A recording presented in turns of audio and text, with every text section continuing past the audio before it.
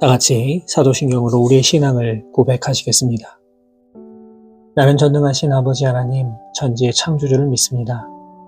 나는 그의 유일하신 아들, 우리 주 예수 그리스도를 믿습니다.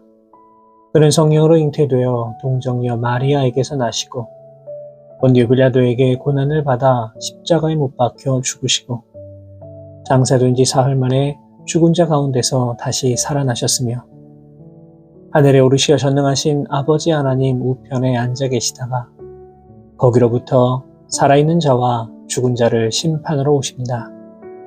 나는 성령을 믿으며 거룩한 공교회와 성도의 교제와 죄를 용서받는 것과 몸의 부활과 영생을 믿습니다. 아멘. 다 같이 찬송가 266장 주의 피로 이룬 샘물 함께 찬송하시겠습니다.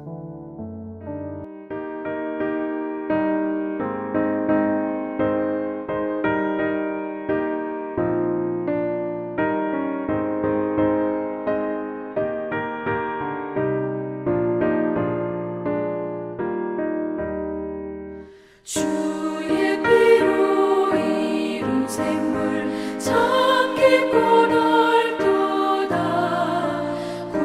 구원하는 그 신능력 다 찬송할지라.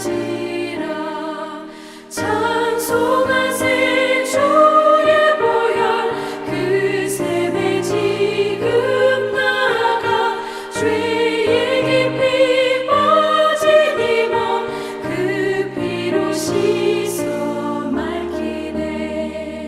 죄악 세상 이김으로 거룩한 길 가는 나의 마음 성전 삼고 주께서 계시네. 찬송하세 주의 보혈 그 샘에 지금 나가 죄의 깊이 빠진 이 몸 그 피로 씻어 맑히네.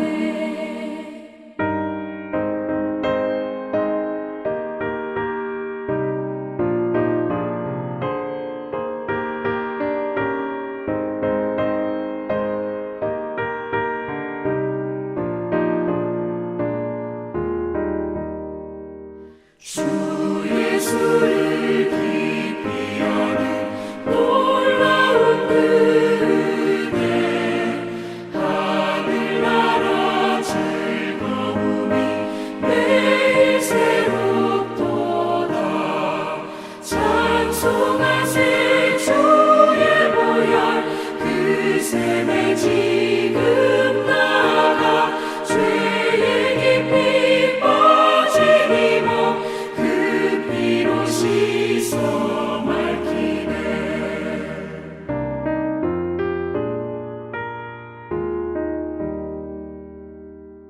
오늘 우리에게 주시는 하나님의 말씀은 신약성경 디모데후서 1장 6절에서 8절까지의 말씀입니다.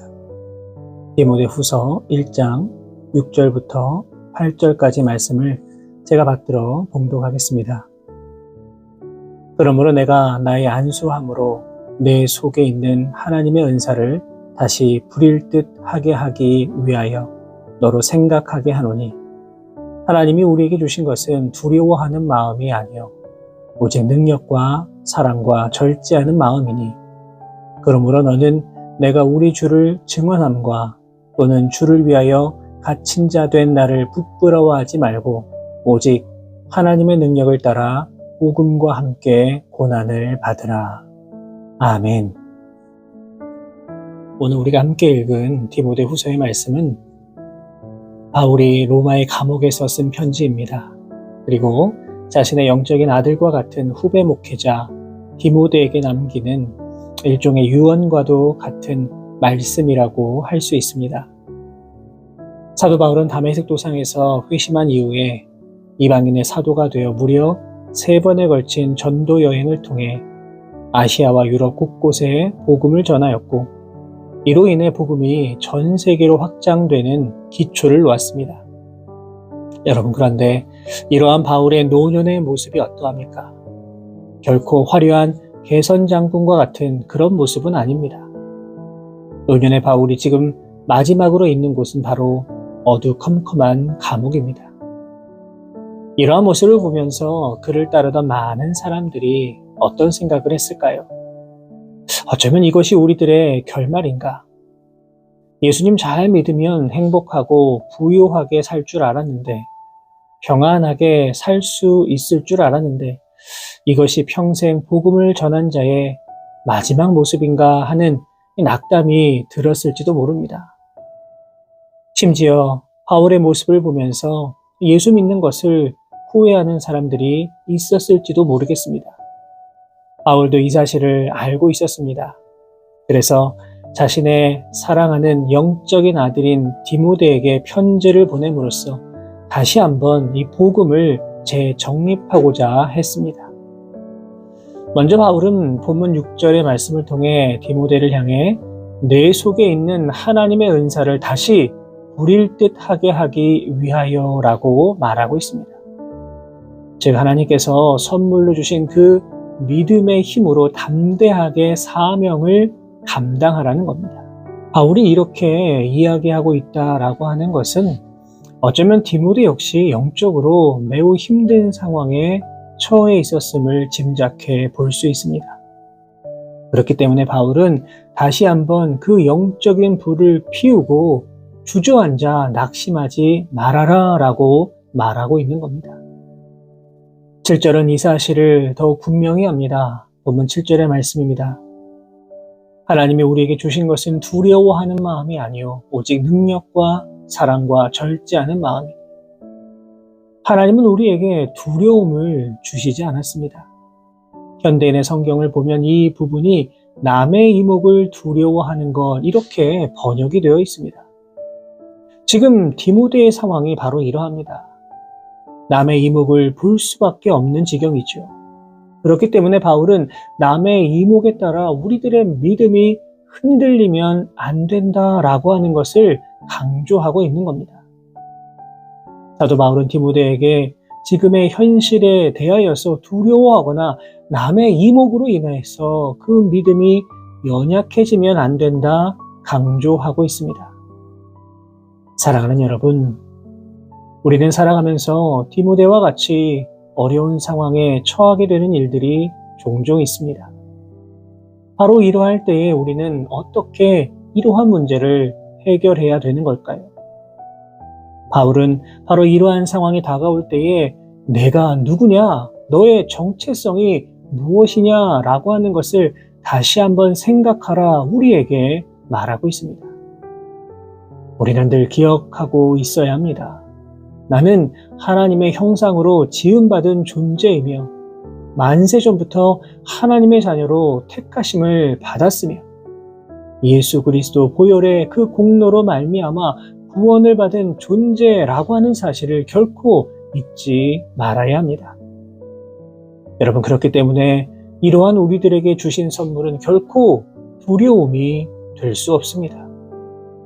우리 그리스도인들은 결코 세상의 근심과 걱정에 좌절하거나 무릎 꿇어서는 안 됩니다.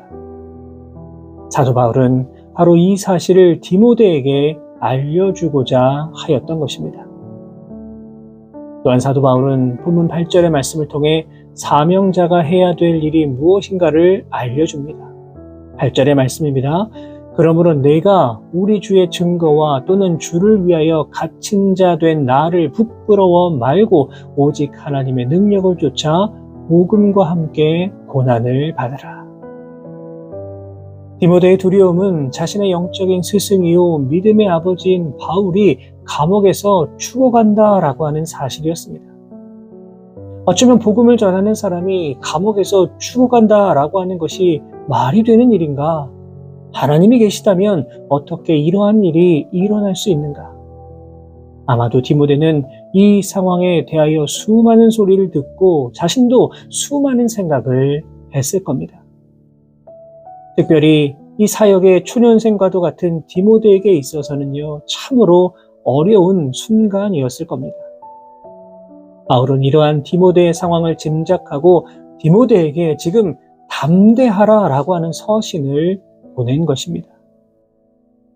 이처럼 사도 바울은 어쩌면 흔들릴 수 있는 디모데에게 분명한 그리스도인의 정체성을 알려주고 더 적극적으로 복음의 사명을 감당하라 말하고 있습니다.